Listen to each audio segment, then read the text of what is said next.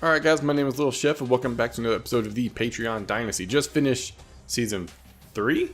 Pretty sure it's season 3. We're 2015, so 13 to 14, 14 to 15? I don't know. We finished a couple of years. I think it's our third year in. Fairly positive.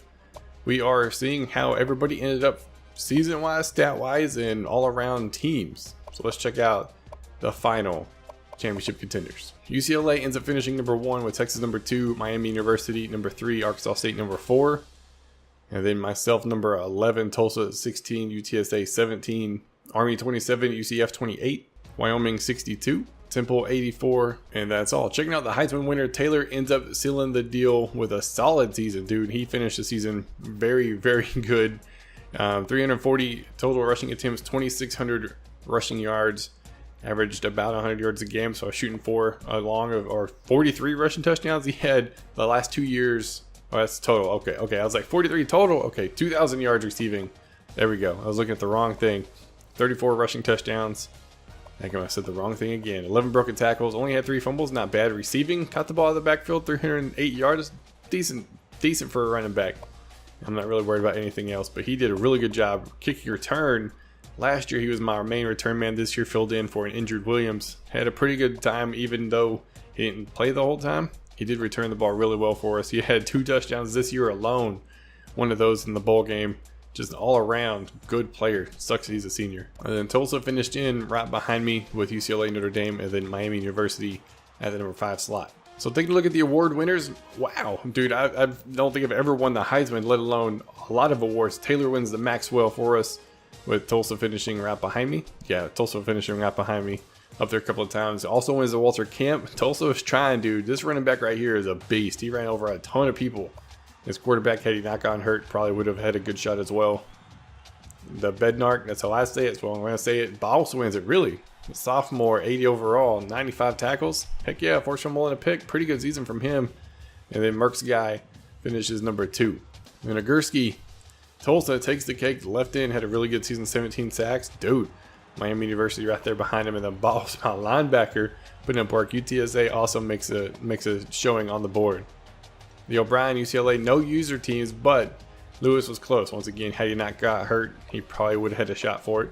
The Walker, yes sir. Taylor, dude, that's the way to go out. Senior, not able to, never redshirt. Dude was just that good, couldn't afford to. And then Tulsa right behind him.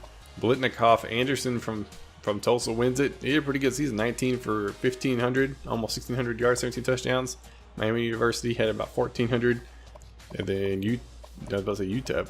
Checking out the Mackey. I used to have a lot of tight ends up for these awards, but I don't anymore. I don't hit my tight end near as much as I used to. Kentucky takes it. Outland, offensive line, Texas, but Miami University close. Center up there for an award. Who ends up getting to Remington. We actually hit Williams. Oh, snap, dog. I never have an offensive lineman there. 9 pancakes, 4 sacks allowed compared to the 18 and 5. Yeah, a lot better than what I had. Lombardi, Tulsa takes it. Jones finishes just behind him, but he had a better season, no doubt about that. My guy's a junior. Hopefully he can get it next year. Miami University, UTSA, Temple, Tulsa again. Yeah, Snyder, the senior, is gone. That was an all-around user field category. Best linebacker, Boss takes it. Yes, sir. Tulsa, UTSA also up on the board. Boss had a really good season, man. The strong safety from Miami University, Merck, ends up taking it with Tulsa, and then UTSA coming in at number 5 slot. Groves the best kicker, UCLA, don't see a user on there. Same thing with punter, BYU, don't see a user on there. Returner of the year, of course, is Williams. Dude had 6 total touchdowns, 2 kick returns, and 4 punt returns. Not to count the numerous they were called back during the season because of holding. He probably had another 3 or 4 called back because of holding. He had one in the freaking bowl game called back for holding, you know what I mean? Or clipping or something along those lines. He had a great year. Dude's only a sophomore, man. It'd be great to have him. Tulsa had a pretty good return year as well. Same thing with Miami University. But overall, we dominated the awards this year. That's new for me, man. I never do that good. So very happy about that. Checking out the All-Americans. All NCAA first team. Taylor, of course, makes it. Tulsa has 2 guys. The halfback, wide receiver from Kentucky. Wow. Miami University. A center from Miami, the left and right end from Tulsa, defensive tackle from Miami, myself at defensive tackle. Tulsa's left outside linebacker, Boss in the middle position. Corner from Tulsa, free safety from Tulsa, strong safety from Miami. And then we had the returner, dang right. Second team, We had, let's see, Tulsa's wide receiver made it up on the board. There you go. And then we had my left end and right end. Dang it, just behind Tulsa. He did beat me this year, so no surprise there. UCF, that's a user. I almost missed him. UCF had defensive tackle, middle linebacker. Tulsa at corner. Myself at free safety. Sora. Oh, I thought he was coming back next year. Nope, he's a senior. UTSA strong safety. There you go. Freshman All-American. My wide receiver Green had a great year. Definitely looking forward to seeing what he could do. He's at 85 now. Man, hoping by the time he's a senior, he's a 99 across the board. I don't think he can be, but 99 overall. Left guard Vincent. UTSA also had a outside linebacker. Sykes came in, played pretty good. 6'3", 78 overall. Pretty good. Army, pretty sure he's a user. Fairly positive. Up there, and a returner with Espinoza. The All-American All-Americans. This is like my favorite category for some reason. I guess it's because it's the All-American All-Americans. UCF and Tulsa lead it with Temple right there with them. That is a huge user-dominated conference. My goodness, that's just all Tulsa, UCF, and Temple, dude. Golly, second team Tulsa again, making the. Did he get first team and second team quarterback? Okay. Yeah, his guy had to have got hurt. This dude was going off. This was his starting running back, made second team All-American. that's when you know your backup doing good things, man. Your starter can dominate, or when your backup can dominate. All Conference USA should be all us and UTSA, which I'm very happy about. Jalen Rhodes, that dude I'm glad is gone. Oh my goodness, he wrecked me in the bowl game. My gosh, dude.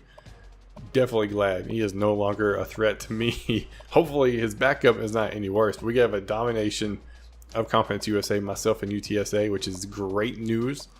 Second team, UTSA's quarterback makes it. No surprise there. Wide receiver, my tight end, Reed. He's a sophomore. Oh, I wish I could have redshirted him, but couldn't afford to.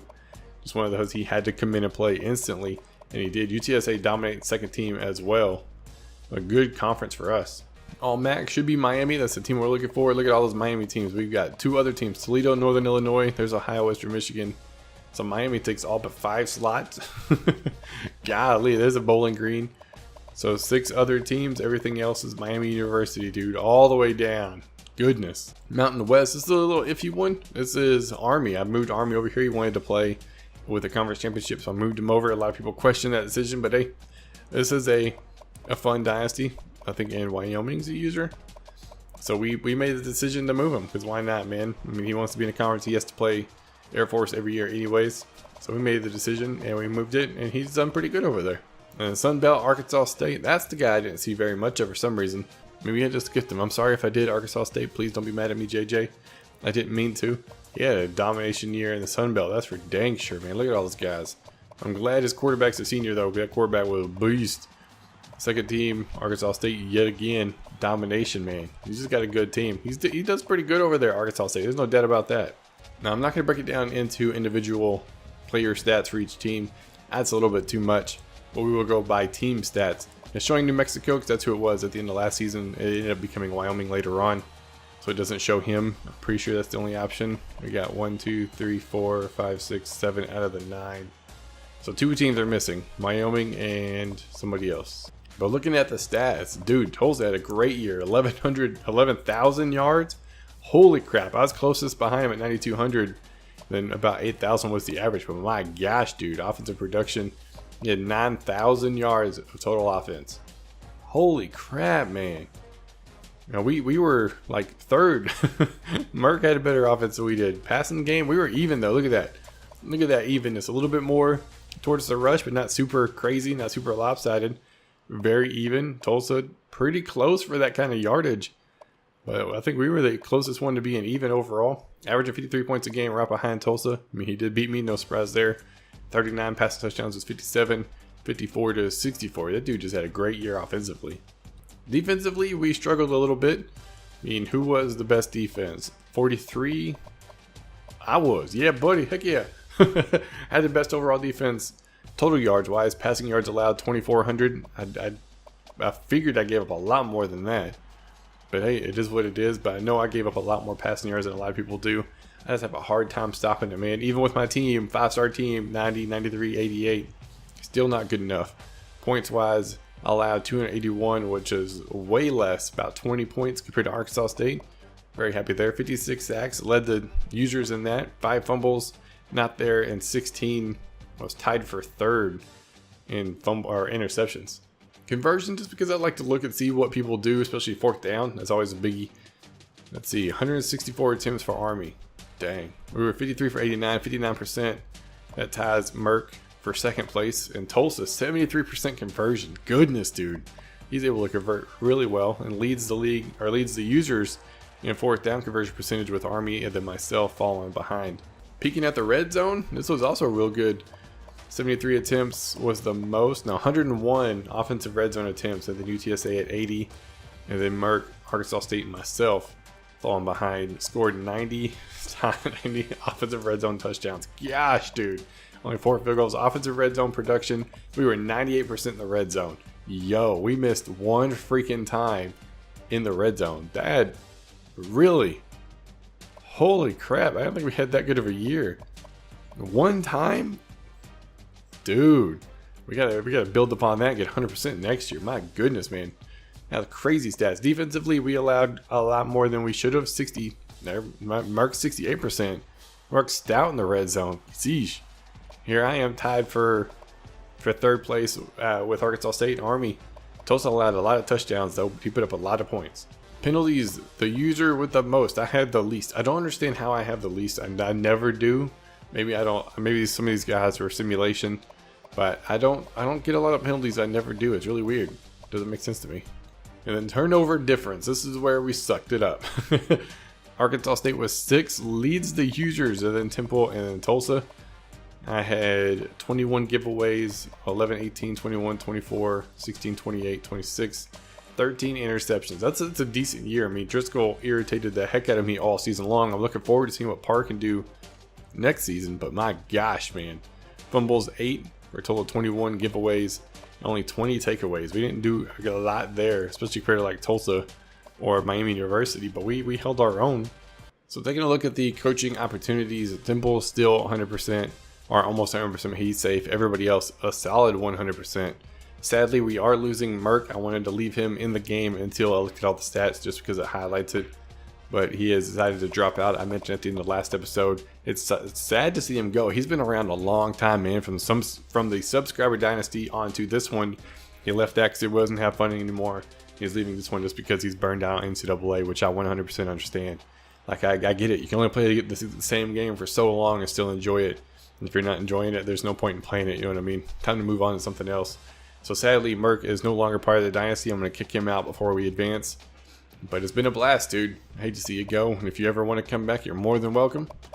We are ready to move on to another season. That's going to be it for this episode. If you guys liked the video, be sure to leave a like. If you're new, be sure to subscribe. And I will see y'all next time.